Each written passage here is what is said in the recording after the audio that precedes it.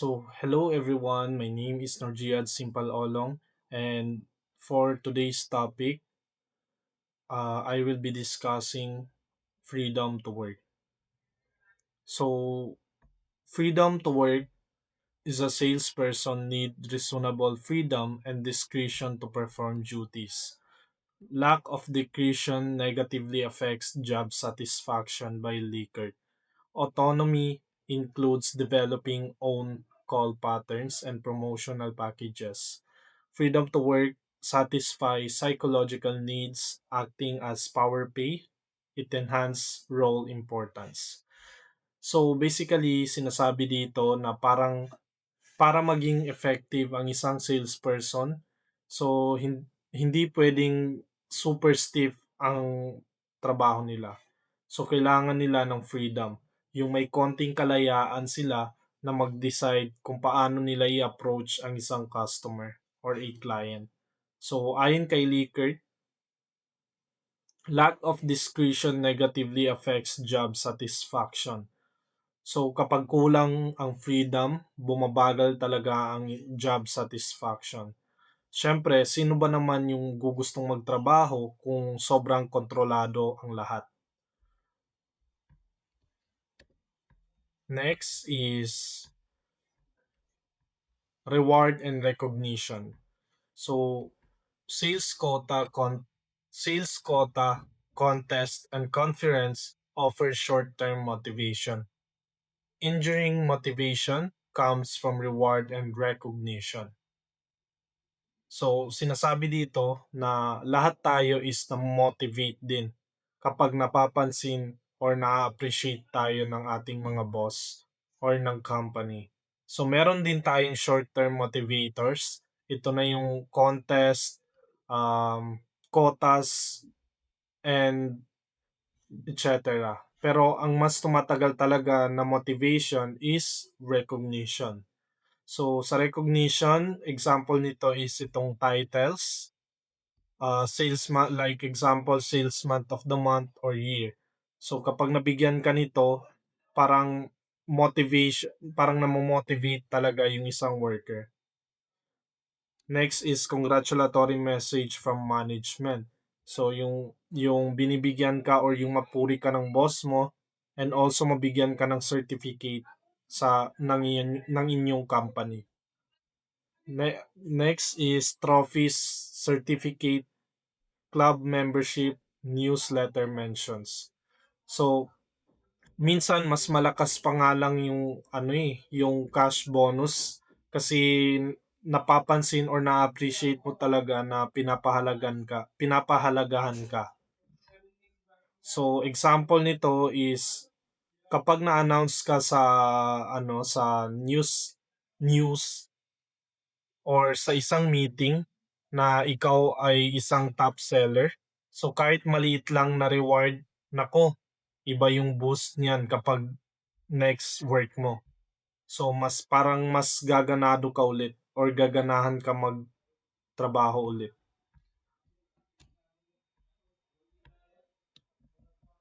Next is persuasion. Managers use rational arguments to motivate salesperson. Persuasion encourages voluntary action rather than external compulsion. It leads to higher self-direction than rewards or coercion. So sa persuasion naman, so ito yung pag-motivate using reasoning. So hindi yung tipong gawin mo to kasi sinabi ko or gawin mo to kasi inutos ko. Instead, you explain it, i-explain mo kung bakit magandang gawin yung task. So kapag nag-persuade ka, ginagawa mo yung task mo willingly. So hindi dahil napipilitan ka. So example nito is instead of saying hit your quota this week or this day, let's say.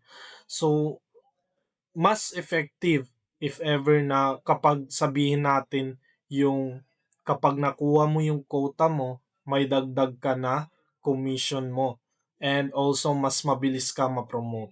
So kapag narinig yan ng isang client, mas naiintindihan ng salesperson yung benefit. And because of that, kusa silang gagalaw or kikilos.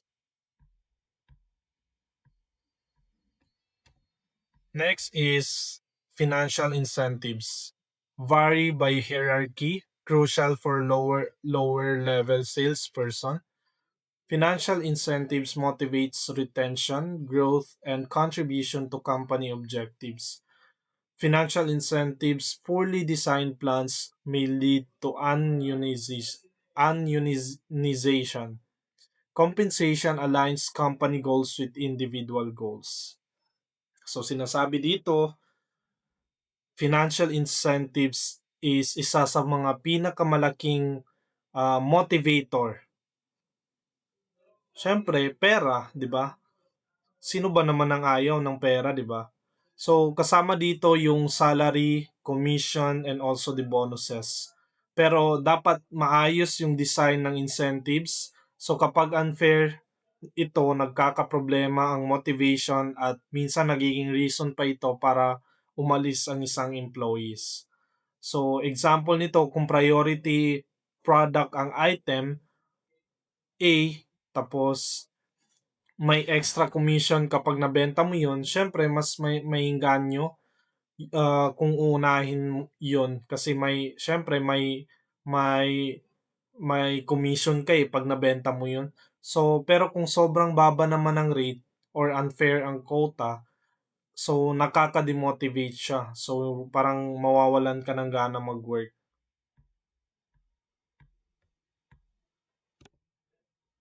Next is compensation plan objectives. Provide a living wage, adjust pay according to performance, align individual and company goals, direct salary similar across companies, direct incentives vary.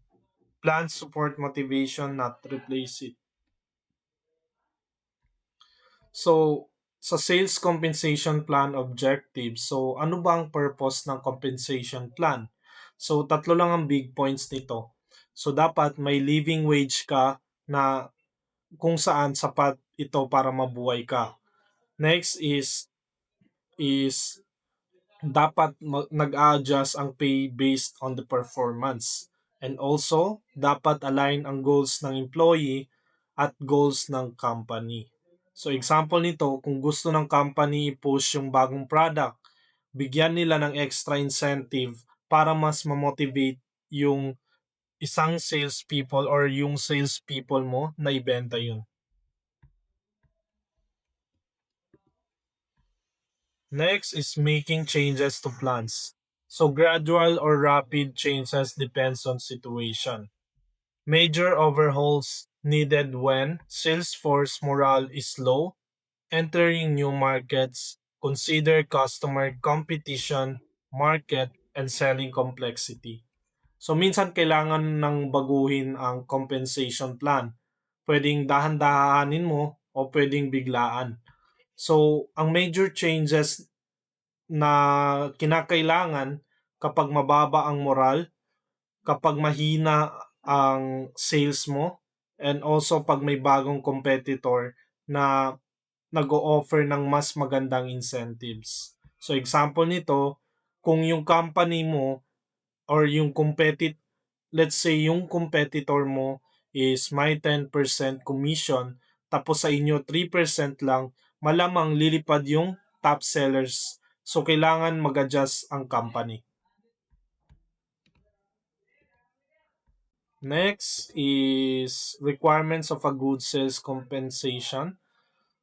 So, number one, secured income or living wage. Number two, fits with motivational program. Number three, fair equal pay for equal performance.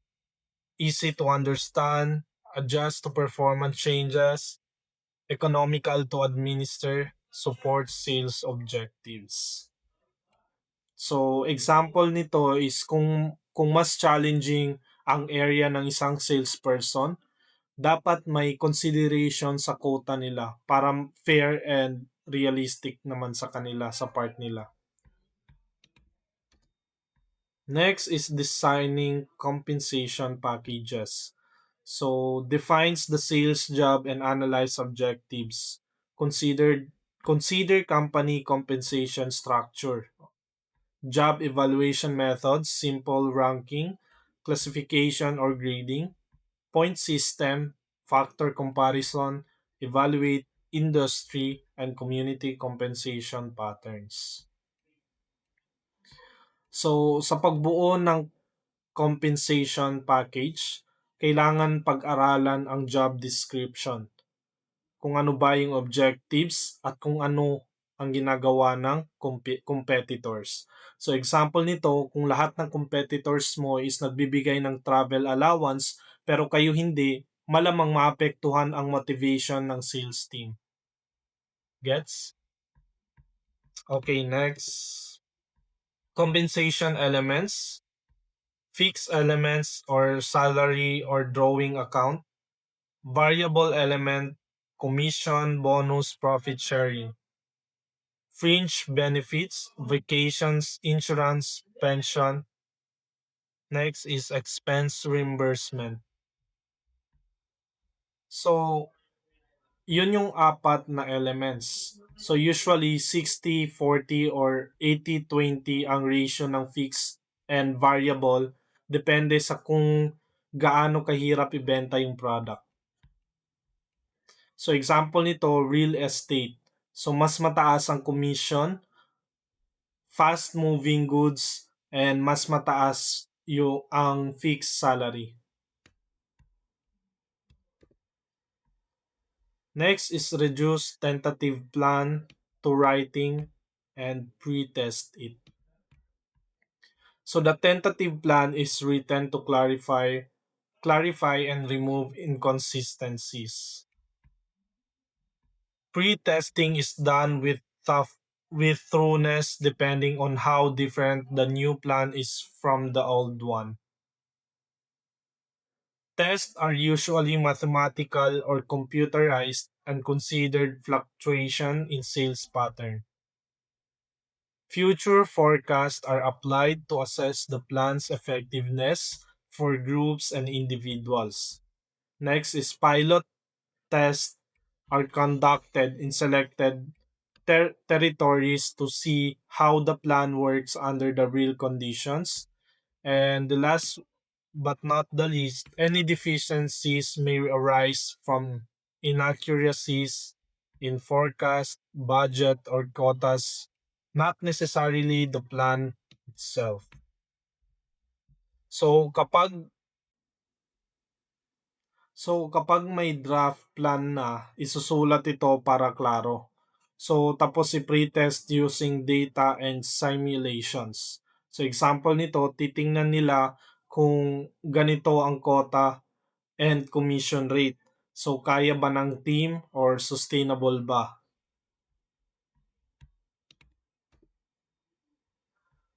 Last one is revise the plan and implement the plan and provide for follow-up. So revise the plan to fix deficiencies, extensive changes require further pretest or pilot test, minor changes may not. Implement the plan with clear explanation to personnel, highlighting fairness and significance of changes. Provide copies and example of earnings calculation, conduct training if you needed.